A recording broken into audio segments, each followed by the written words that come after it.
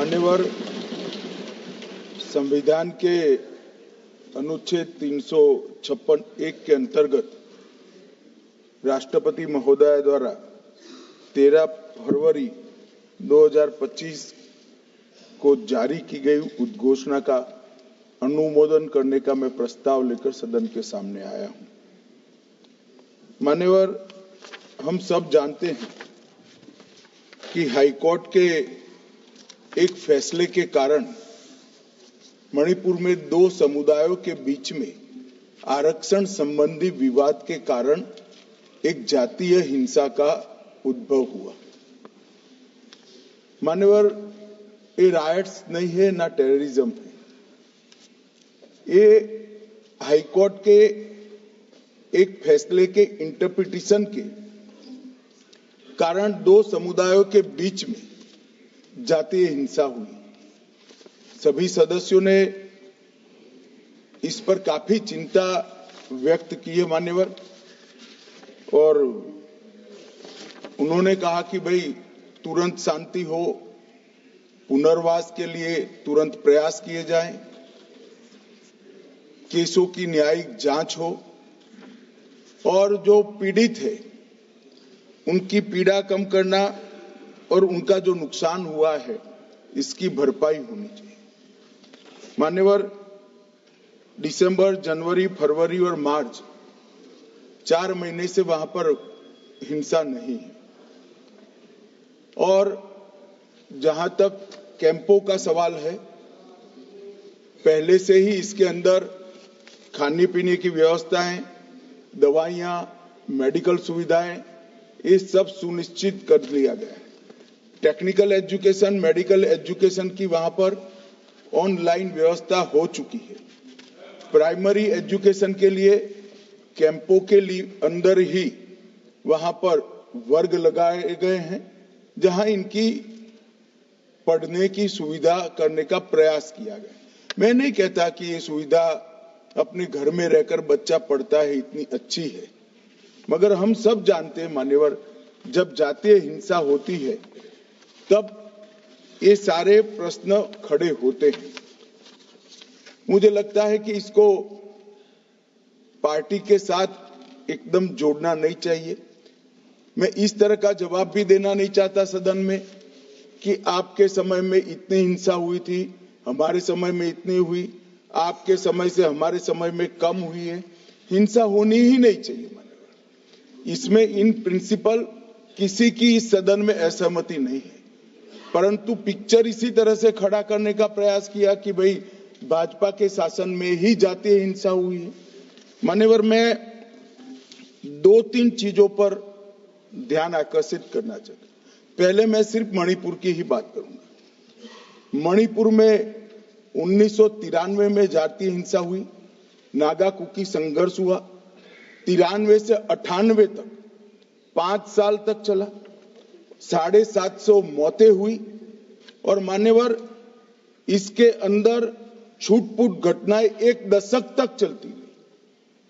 मैं ये नहीं कहता कि 1 दशक तक चली थी, हमारा कम हुआ है। हम तो ऐसा मानते हैं हमारे समय में जरा भी नहीं होना चाहिए था, मगर एक दुर्भाग्यपूर्ण फैसला आया और इसके कारण हिंसा बढ़ी।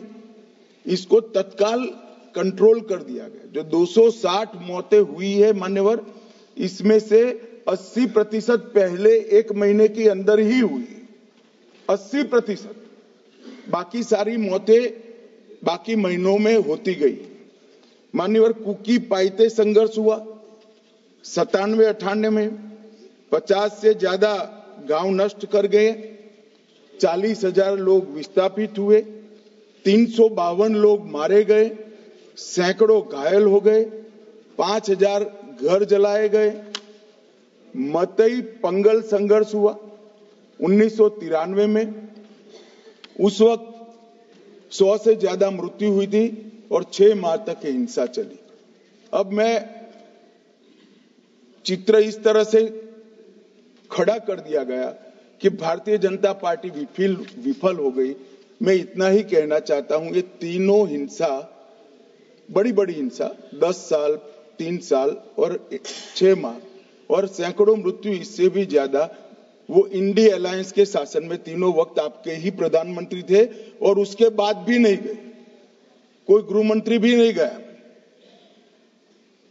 जो मुद्दे उठाते हैं उनको मेरा सिर्फ छोटा सा वास्तविकता मैं बताना चाहता हूं। और मान्यवर, ये तो जातीय हिंसा थी। हमारी सरकार आई 2017 में, उसके पहले 5 साल में एवरेज 1 साल के अंदर 212 दिन मणिपुर बंद रहा है मान्यवर। कोई जातीय हिंसा नहीं थी। लगभग 1000 से ज्यादा एनकाउंटर हो गए। सुप्रीम कोर्ट को संज्ञान लेना पड़ा था मान्यवर। हमारे 6 साल में एक भी दिन बंद नहीं रहा, ब्लॉकेड नहीं हुआ, हिंसा नहीं हुई। जब एक विशिष्ट परिस्थिति हुई कि सुप्रीम कोर्ट के एक जजमेंट का इंटरप्रिटेशन दोनों समुदायों ने अपने अपने खिलाफ किया, अरे हाईकोर्ट के, और 2 ही दिन में हिंसा भड़क गई। और एक ये भी कहा गया कि इसको नजरअंदाज किया गया। जिस दिन जजमेंट आया उसी दिन यहां से कंपनियां वायुसेना के विमान में मान्यवर वहां रवाना कर दी। कोई नजरअंदाज नहीं किया। इस सब में हम सबकी संवेदनाएं बराबर है, भाई होनी ही चाहिए। परंतु मेरा आप सभी से भी विनंती है कि सरकार शांति प्रस्थापित करने के सभी प्रयास, उच्चतम प्रयास कर रही है। कृपया इसको पॉलिटिसाइज न करिए। और पॉलिटिसाइज करना है तो फिर डिबेट होगी, उसमें जवाब भी पॉलिटिकल देना पड़ेगा। मगर मैं ये नहीं चाहता मान्यवर। मैं चाहता हूं जिसका भी मृत्यु हुआ है, इस सदन ने उसके प्रति सम्मान रखना चाहिए, संवेदना रखनी चाहिए, मन में दर्द भी रखना चाहिए। राष्ट्रपति शासन आने के बाद दोनों समुदायों से चर्चा भी हुई।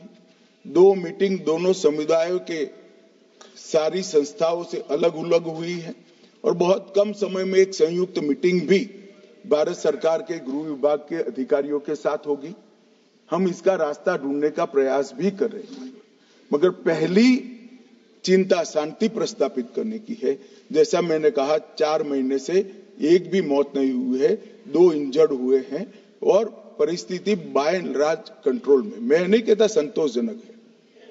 जब तक ये विस्थापित कैंपों में रहे तब तक संतोष होने का सवाल ही नहीं। पुनर्विसान पैकेज पर भी अभी चर्चा चल रही है मान्यवर।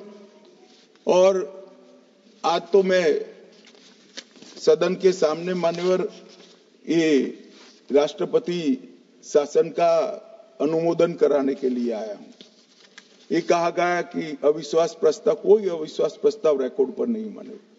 कांग्रेस पार्टी के लिए अविश्वास प्रस्ताव लाने के लिए इतने विधायक ही नहीं है कि वो अविश्वास प्रस्ताव ला।